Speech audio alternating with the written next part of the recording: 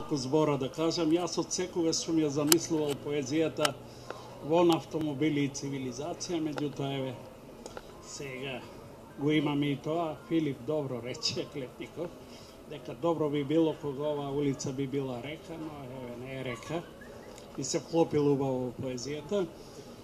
Имам особено задоволство после овие убави звуци на флейтата и овие рецитации на овие штипски ангели девојчиња.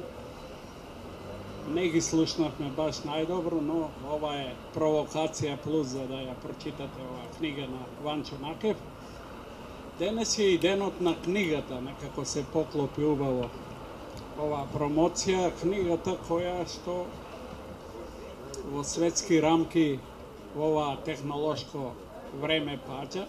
Јас се сега подсетив на еден детал, го читав пред малку Екерма разговори со Гете, каде Гете вели ако книга една не е објавена во милион примереци, нејзината мисија не може да се смета за успешна. Замислете, милион, додуше Германија е друго, не е Македонија, меѓутоа и денес во Германија мислам дека повеќе од 20.000 примероци не се продаваат на книга. Тоа е времето.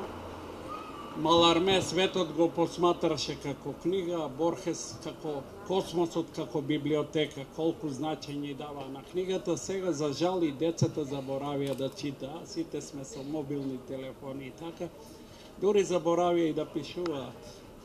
Но поетите се ретка сорта, они се противат на времето. Еден од нив е Иванчо Накев, мој драг пријател, кога го запознав пред неколку години, кога ме покани да напишам, да ја прочитам, иако ми се допадне да напишам нешто за неговата втора книга Припек на Зајди сонце. И јас секако не знаев што ќе читам, реков добро, ако ми се допадне, ќе напишам нешто. И таа книга мене многу ми се допадна. Јас видов дека пред мене имам еден сериозен поет, еден поет кој веднаш уште на почетокот, уште со првата книга, па со втората, исто така влегол во она што се вика идентитет. Сега сме ние пред неговата трета книга Камено зглавие. Лесно е да погодиме, барем оние што се повеќе навлезени во поезијата, дека оваа метафора се однесува на животот. Животот е едно камено зглавие. Тоа упатува на сензибилитетот и на поетиката. Самиот наслов веќе на овој автор. Тој е автор кој